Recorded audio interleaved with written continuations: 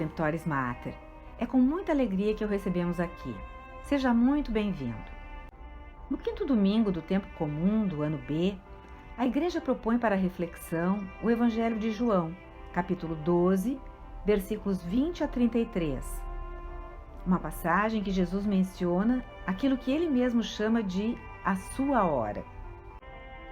Este final de semana é o último antes do Domingo de Ramos, e a passagem escolhida narra as últimas palavras de Jesus no seu ministério público, no Evangelho de São João, logo após a entrada triunfal em Jerusalém, 6 dias antes da festa da Páscoa dos judeus.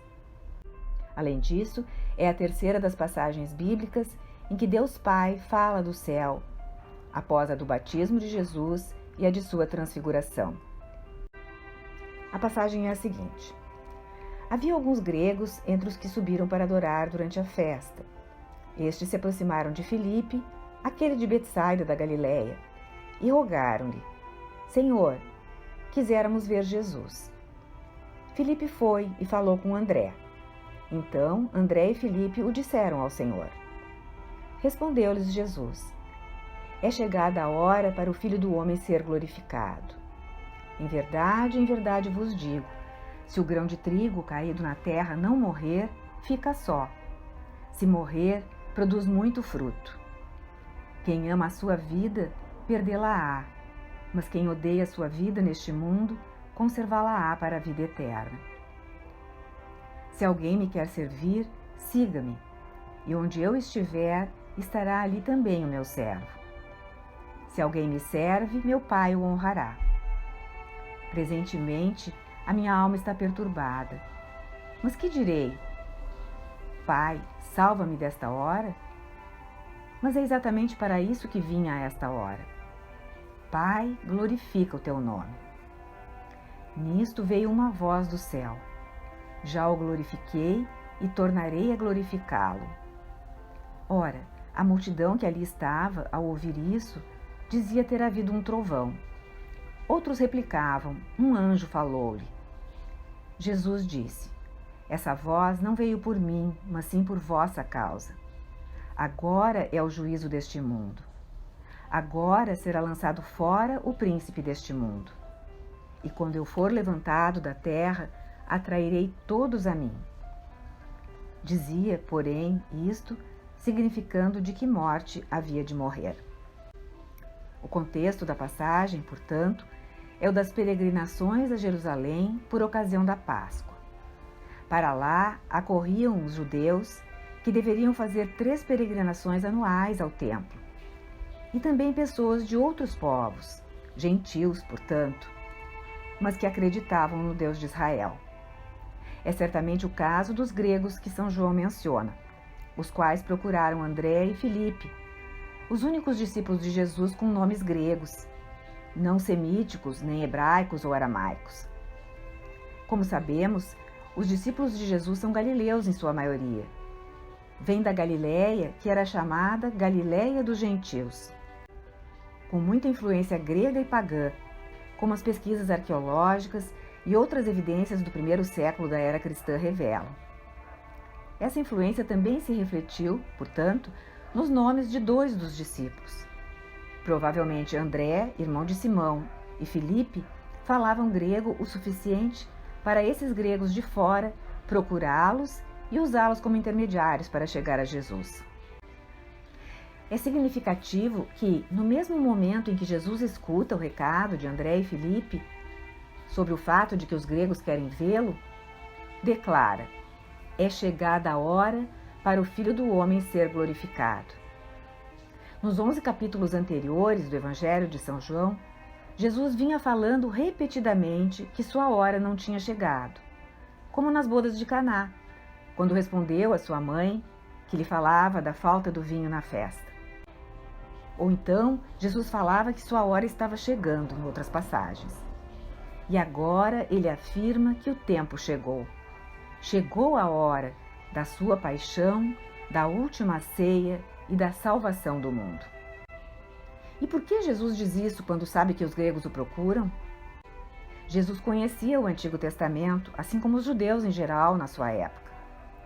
E os profetas do Antigo Testamento repetidamente afirmaram que um dos sinais da vinda, da chegada da salvação, do tempo do Messias, seria a conversão dos gentios para o Deus de Israel. A palavra de Deus seria anunciada não só entre os judeus, mas a todas as nações, que se reuniriam em Sião, que é Jerusalém, para adorar o único e verdadeiro Deus. Jesus, assim, vê nesses gregos que o buscam uma espécie de sinal de que a hora da salvação chegou, apontando para a sua glorificação, um termo que ele já empregara outras vezes, segundo São João. No Antigo Testamento, a palavra glorificação era usada para falar em adorar o Senhor, dar-lhe glória. Jesus usa o mesmo termo para a sua paixão e ressurreição. É como que um termo técnico, teológico, e significa que a paixão e morte de Jesus, de fato, configuram o ato final de louvor e glória ao Pai. É isso que ele fará na cruz. Para ajudar os que o ouvem a compreenderem, ele conta a parábola do grão de trigo que cai na terra. Se o grão não cair na terra e morrer, permanecerá só, mas, se morrer, dará muito fruto. É uma analogia com a sua paixão e morte. Jesus é esse grão de trigo que será enterrado, como é a semente da planta, e então se desenvolverá, crescerá e dará frutos. O fruto da sua paixão será a vida eterna para todos. E para ficar bem claro, Jesus complementa: quem ama a sua vida, perdê-la-á, mas quem odeia a sua vida neste mundo, conservá-la-á para a vida eterna. A expressão odiar a própria vida, que Jesus utiliza, soa difícil para nós. Quando nós ouvimos alguém dizer que odeia a sua vida, normalmente significa que se trata de uma pessoa que está desesperada, sem nenhuma felicidade ou alegria, sem nenhum conforto ou companhia.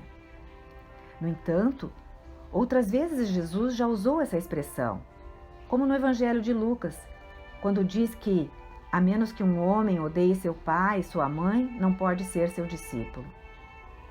Odiar também era uma expressão técnica no Antigo Testamento, no livro do Deuteronômio, para separar-se de alguém, até mesmo pelo divórcio que Moisés permitira pela dureza dos corações, como Jesus afirma em Mateus 19. Odiar, então, quer dizer distanciar-se, ter liberdade de espírito em relação a alguém. Portanto, é uma hipérbole, uma forma de exagero de linguagem utilizada na língua hebraica, que não tinha superlativos. É claro que Jesus não manda ninguém odiar seu pai e sua mãe com o sentido que temos hoje. Sabemos que o que ele quer dizer é que é preciso colocar Deus em primeiro lugar, antes mesmo da família.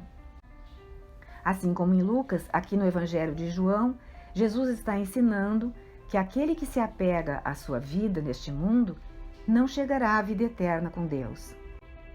E o próprio Jesus será o supremo exemplo, não se apegando à sua vida terrena, mas entregando-a na cruz.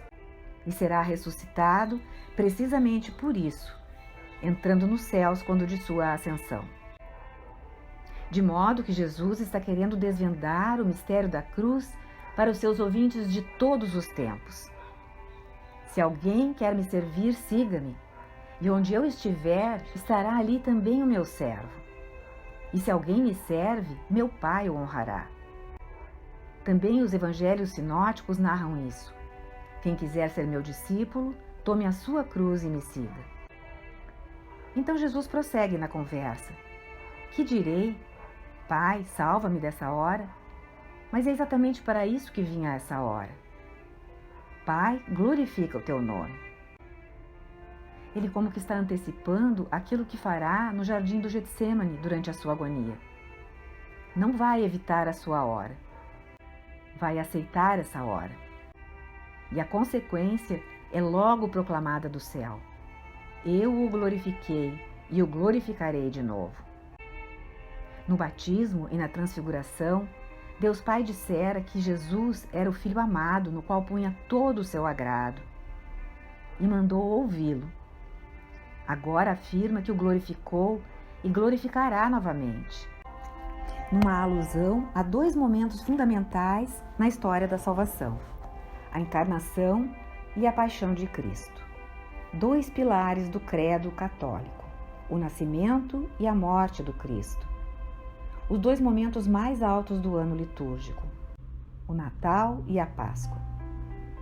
Lembremos que João narra a encarnação dizendo que a palavra se fez carne e habitou entre nós, e nós vimos sua glória. Ao falar desde o céu, Deus revela, portanto, que esses dois mistérios são momentos de glorificação, não só para Jesus, mas são momentos de glória do próprio Deus. Ele fala com uma voz audível. Alguns pensam que se trata de trovões, outros dizem que um anjo estava falando com Jesus. Não entendem bem o que aconteceu. Por isso Jesus explica: ouçam, essa voz veio do céu por causa de vocês, não por minha causa. Porque é óbvio, Jesus conhecia a sua missão. Deus falou do céu para que soubessem que aquele era o momento do julgamento do mundo em que Satanás seria lançado fora. Ou seja, a crucifixão de Jesus não era apenas o sacrifício de expiação dos pecados, mas um grande exorcismo. Entregando sua vida, Jesus tiraria o poder do demônio, do príncipe deste mundo, poder que culminava na morte eterna para o homem, e fora adquirido depois da queda de Adão e Eva. E então Jesus culmina o diálogo dizendo: e quando eu for levantado da terra, atrairei todos os homens a mim. A mesma linguagem sobre ser levantado que foi usada em João capítulo 3, o evangelho do quarto domingo do tempo comum, em que Jesus referira: como a serpente foi levantada por Moisés no deserto, assim será levantado o Filho do Homem. Como sublinhamos antes, a respeito da conversão dos gentios como sinal que os profetas anunciavam da chegada do Messias e da salvação, também aqui vemos o reflexo dos profetas nas palavras de Jesus. Porém, agora, Jesus utiliza a imagem das peregrinações dos gentios, referindo-se ao novo tempo, que é Ele mesmo, no seu corpo crucificado, onde o próprio Deus habita, como habitava no templo de Jerusalém no Antigo Testamento. Vemos que esse trecho do Evangelho é muito profundo e rico de insights, de pistas com relação ao mistério pascal. Santo Irineu de Leão, um dos padres da Igreja que viveu no segundo século da era cristã e foi um dos primeiros grandes teólogos da Igreja, ensina que a imagem do grão de trigo que cai na terra é tanto uma analogia para a cruz como para a Eucaristia. Irineu diz assim como uma muda de videira plantada no solo frutifica na estação própria, ou como um grão de trigo caindo na terra e se decompondo, cresce, pelo Espírito de Deus que contém todas as coisas e pela sabedoria de Deus, ambos servem para o uso dos homens. E, quando receberem a palavra, tornam-se Eucaristia, que é o corpo e sangue de Cristo. Irineu vai adiante. Assim também nossos corpos, sendo nutridos pela Eucaristia, serão depositados na terra e, sofrendo a decomposição, se levantarão em seu tempo designado. A palavra de Deus concedendo-lhes a ressurreição para a glória de Deus. Irineu está afirmando que, como o grão de trigo simboliza o sepultamento e a ressurreição de Cristo, também aponta para o fato de que Cristo vem a nós na Eucaristia. Porque Cristo não apenas sobe o Calvário, morre e ressuscita. Ele é também aquele que vem a nós com seu corpo crucificado, ressuscitado e glorificado a cada vez que uma missa é celebrada. A cada missa é como se o mistério do grão de trigo caído na terra, que produz muito fruto, se repita exatamente ali na liturgia, na celebração.